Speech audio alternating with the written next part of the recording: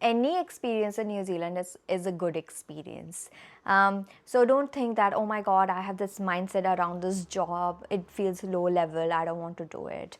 Don't think of it like that. Everyone in New Zealand is treated equally. They're not seen as what jobs that they're doing and people's treatment or behavior towards them changes. Everyone is treated equally in New Zealand, whether it is the CEO of the company or the cleaner of the company.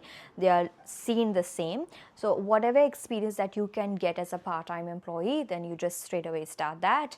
Number fifth is that always check what is your minimum wage requirements at that time and make sure that you are paid correctly for the minimum wages. As an international student, while you are limited on resources, it can be quite easy to get exploited. So don't fall into that trap. Set the standards high for yourself and always work to get paid at least the minimum wage, or if not the living wage. In this video, I'm going to talk to you about the complete recruitment process in New Zealand for an international student so that you get an idea of what the entire process is and what to expect.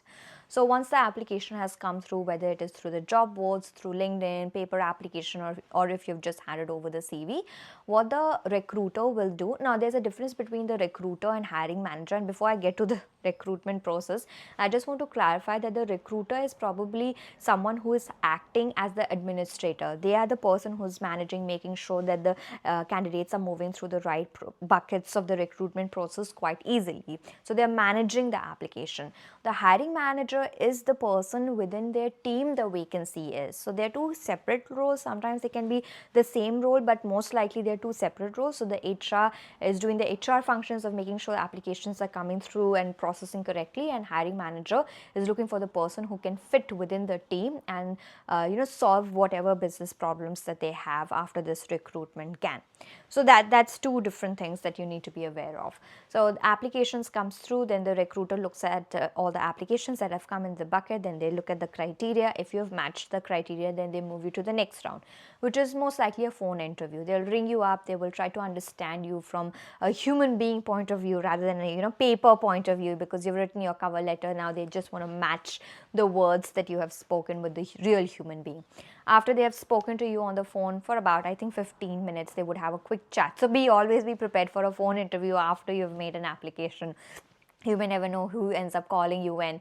After they have gone through the phone interview, they might tell the hiring manager that, I think I found the person that you're looking for, I'm moving them to the next stage. That is when they will reach out to you and set up the first round of interview. The first round of interview again is probably with the hiring manager and maybe a couple of members from the team, and where the hiring manager is looking at your entire previous journey that the recruiter has probably briefed them, and to see that whether you are the right person or not. So that is where your skills get assessed, your experience get assessed, and that is where the fitness checks happen. Once the fit check has happened, that's the first round of interview, then you get moved to the second round. Second round is the team check. They will bring in more people in the second round of interview, probably 3-4 people, and they want to see how well you vibe with them, if you're the right fit. Because in New Zealand, two things are very important: whether your values are aligned, if you have the right fit, have the right skill set, experience, qualification, education, and number two is whether you can work together within the team. That is important. So then you do the second round of interview, and after the second round of interview, that is when you will move to the offer letter stage. So they will give you the offer letter. Some offer letters are based on certain conditions. It could be that you need to do an MOJ, criminal record check, serious misconduct check, any other checks that is required as part of your job application, which will be listed on the job description when you first apply as well. The offer letter will be conditional. Once you have met all those requirements, that's when you will get your unconditional offer letter, and that's when the onboarding will begin. Once the onboarding is completed, onboarding will include all your bank details, IID, Kiwi details, and all of that information that's required for payroll purposes. Then the hiring manager will reach out to arrange your first day. Then you show up on the first day. They will show you around. The first day is usually quite light because it's just getting your access set up, making sure that you have a complete health and safety tour given. You have been introduced to your team. You have a chance to catch up with other teams that you will be working with.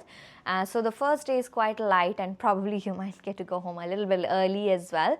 And then the first week is your training week. So first 2 or 3 weeks, depending on the organization, it's where you are getting trained on what the products, what the systems, or what the services of the organization is, and how will you help them support.